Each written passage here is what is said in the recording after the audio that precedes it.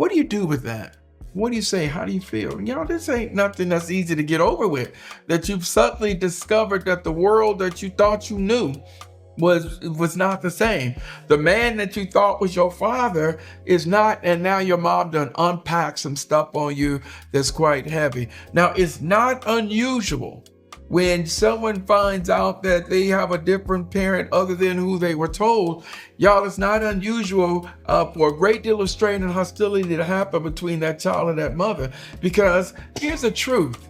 Deceptions occur, that it is hard to have that conversation, and people tend to do the I'm across that bridge when we get to it. And you have to accept that that bridge is there.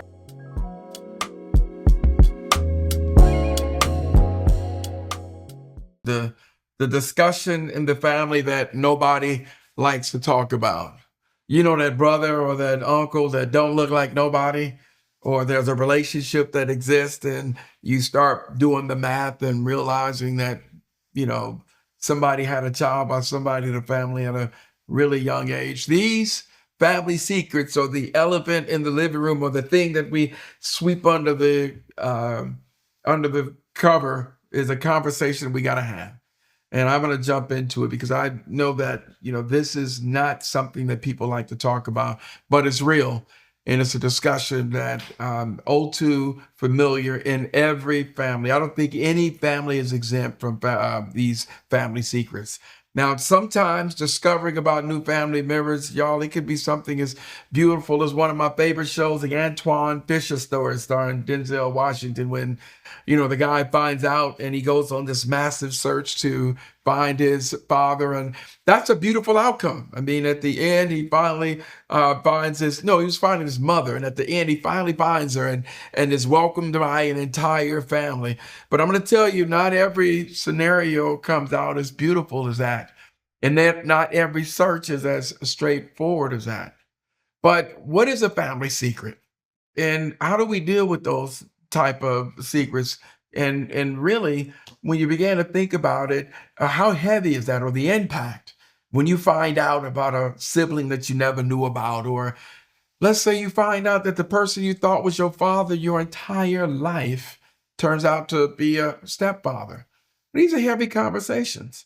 So we have to really, really begin to look at where we go with such a discussion. First of all, we look at what has happened in these last 15, 20 years. Ancestry.com, 23andMe, all these sites where they were supposed to create this opportunity for particularly African Americans to find out where their origins are on the continent. And we see that work take place. And it's a beautiful thing to find out that you're 40% Cameroon and 30% for this. But something that we didn't account for is that in that ancestry and that 23andMe, when you get it, y'all need to do it. Y'all need to really kind of check it out, because when you do it, not only you find out the region, but you start finding out family members and people that are popping up. And here's the frightening part: as a sibling, or as a parent, or one family member removed. Now, in all of those, here's the tricky part, is that it's not as concrete to tell you that this is your half brother or half sister, or this is your actual father. But my God, this is how people have been finding out these differences. And so what happens? You discover that someone has showed up on your ancestry as a family member. So the question I have for you, what do you do? Do you reach out? They do have the ability for you to do that. But I want to talk about a couple of situations that have happened in real life. And, this may relate to some of you all. And it's almost like whispers in the bloodline, if you will. I mean, this is the stuff that has popped up. And again, it's happened to everybody. Imagine, if you will, you were raised your entire life by somebody that you thought was your godfather. And he's listed as your godfather. You've done things together with your god brothers and sisters. That reality is an absolute beautiful thing. And then your godfather passes away, and your godfather even lists you in the obituary as his godchild. And then Right after that, imagine your mother saying, "Daughter, I need to have a conversation with you. Son, I need to have a conversation with y'all." That's not your godfather. That's actual biological father. What do you do with that? What do you say? How do you feel? This ain't nothing that's easy to get over with. That you've suddenly discovered that the world that you thought you knew was not the same. The man that you thought was your father is not, and now your mom done unpacked some stuff on you that's quite heavy. Now, it's not unusual when someone finds out that they have a different parent other than who they were told. Y'all, it's not unusual for a great deal of strain and hostility to happen between that child and that mother, because here's the truth. Deceptions occur, that it is hard to have that conversation, and people tend to do the I'm across that bridge when we get to it. And you have to accept that that bridge is there. But that's what the DNA testing has done now. It has put it out there in the forefront. In that case, this gentleman and his sister, they had to have that conversation with the mother. So what do? Do you now, since the father has died, do you have this conversation with your god siblings that are really your half siblings? How do you approach it? So this is the work that we do in terms of the impact of the family secrets. In that regard, it's a heavy and hard conversation to have, but it's got to be held. And there is no easy way to go about doing that. You got to have the conversation and you've got to breach it. And so one of the recommendations is you're getting those family members to do the ancestry as well, and to allow something as a source like Ancestry DNA to make the connection. But it's a dialogue that has to happen. It's a real honest question that we have to look at. Why do we keep those secrets? A lot of times the argument is that we are going to keep these secrets for the child. We don't, we are protecting the kids from the harm. But I'm going to tell you, the truth is, it's the adults. It's too heavy for the adults to share it. So they write it off, or they move those fears on to the children. But they're there. And it happens at every age. There's a 75-year-old gentleman that I worked with who was absolutely born and raised an excellent football player. And throughout high school, think about this, throughout high school, everybody joked about how much he looked like his teammate. The whole time, how much he looked like his teammate. He finally decided to have a conversation with his mother, because he never knew who his father was. And the mother said, "I don't want to deal with it, and leave it alone." But here's that pressing issue. So he goes to his siblings and says to his siblings, "Do you know anything about it?" And what they say, "Leave that alone." Right? So now you begin to realize that everybody knows what's going on except for the person who's mostly impacted. So what do you do with that? Do you push on, or do you honor your mother's wishes and leave it alone? This gentleman here is 75, but when he was 70 years old, the mother at 90, she said, "Leave it alone." The siblings say, "Leave it alone." But how do you do that? Some people go on these searches because out of curiosity. It's no particular reason. They're not, and this is honest. Y'all need to understand this. Folks are not doing these searches because there's a gap or a hole in their life. Some folks are doing it just out of curiosity. I just want to know. You discovering it is not going to change your life. You discovering it is not going to create some type of bond that you didn't anticipate. Sometimes, y'all, it's just curiosity. Other times where you have situations where people are adopted or in foster care, then there's a familial connection that they might go into search of. And that's an honest one there. Now, y'all have to remember, there was a time when people were put up for adoption, the adoption records were considered closed. And so if you were someone in foster care or adoption and you wanted to find out about your biological parents, then those of you have done it, the problem is that the adoption agency would tell you, well, the records were sealed. We can send that information, but if they don't want to respond, there's nothing we can do about it. That's what Ancestry and 23andMe and all those other DNA testing sites have done, is that it removed the middle person, almost making foster care and adoption industries their position obsolete because people are now finding out on their own. Hey, just wanted to jump in for a moment to invite you every Tuesday night at 6:30 p.m. when I go TikTok live. That's 6:30 Eastern time. We engage in great conversations. I have guests coming on in, and guess what? You get to engage me. I can't wait to bring you in live so we can take these conversations to the next level. That's at Dr. Gio White at the TikTok live. I'll see you Tuesday at 6:30 p.m. And so what does that do? What did that happen? What happens when you discover and make this new discovery about a family member? Do you welcome them? Do you take them in wholeheartedly because you discover them, or if there's a degree of resistance? Now, y'all, sometimes that depends on where you are in the birth order. Sometimes those older siblings, they're highly resistant to it. Middle children may very well be likely. But if you've been the baby and you've known that you've been the baby your entire life, and now you've found out that that you're now suddenly no longer the child, the youngest, it can be a heavy encounter. There is a particular case that we actually saw in a good a friend of mine in one of the organizations I belong to. We went and he found that family member, and finding that family member, and I was with them, they looked so much alike.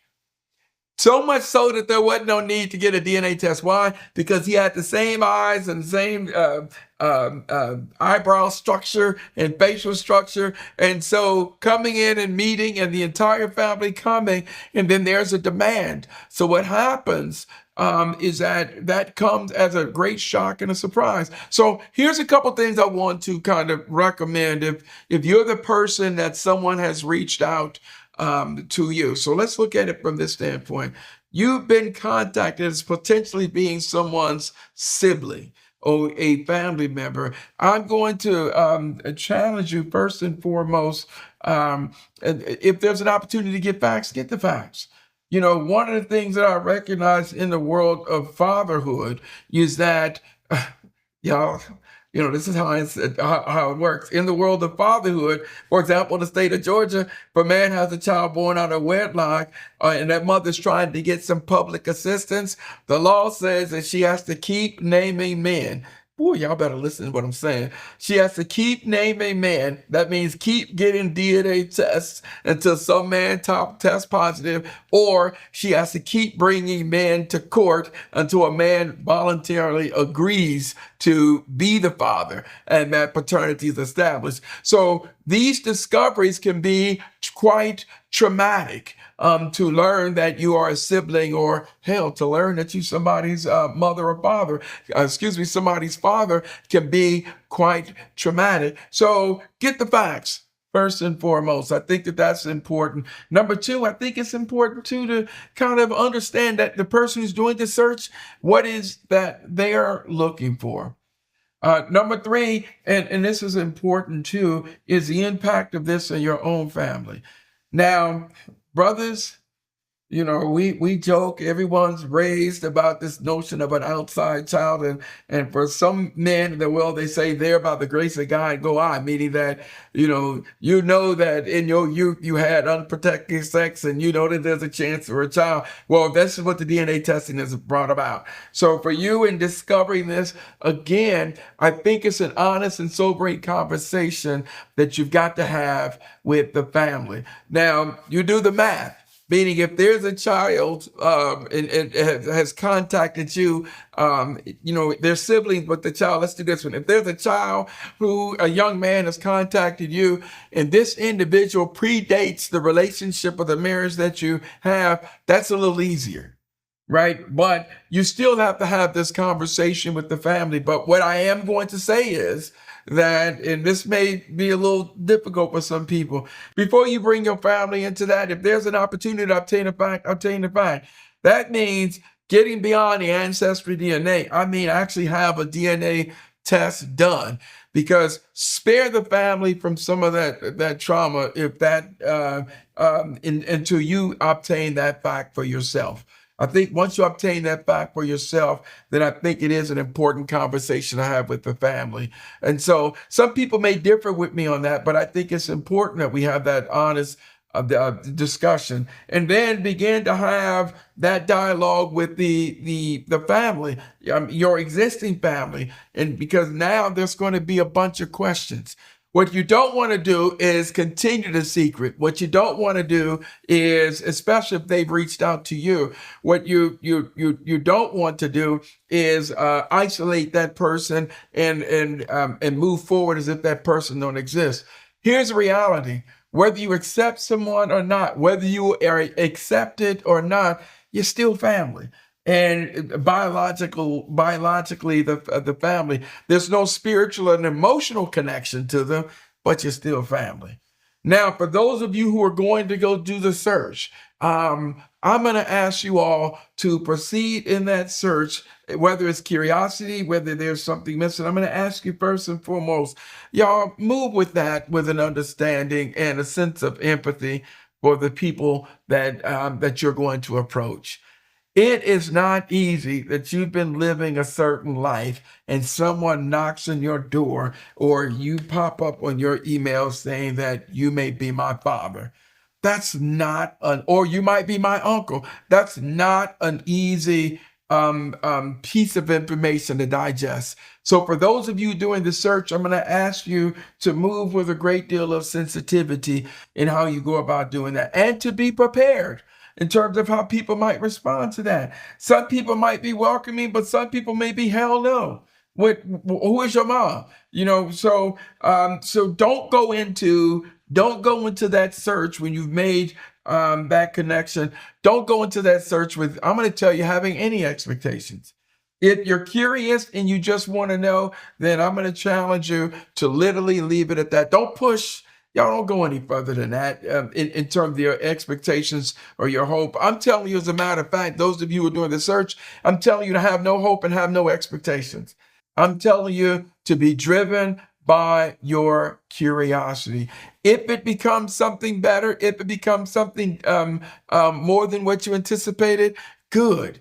But going into it with the hope and the results are not what you expected, it can be a little traumatizing and hurtful to you. As a matter of fact, if it's not what you expected, in that moment, you will have the opportunity to actually do an honest assessment of yourself, saying that, no, this wasn't curiosity. I did have some kind of hope. So I'm going to tell you, for those of you doing the search, proceed, y'all, with a degree of sympathy, empathy, and understanding for the family that you're connecting with. Number two, do as much research as you can before you breach and move on that. There's a gentleman I was working with one time. He had did the search. He had found the father.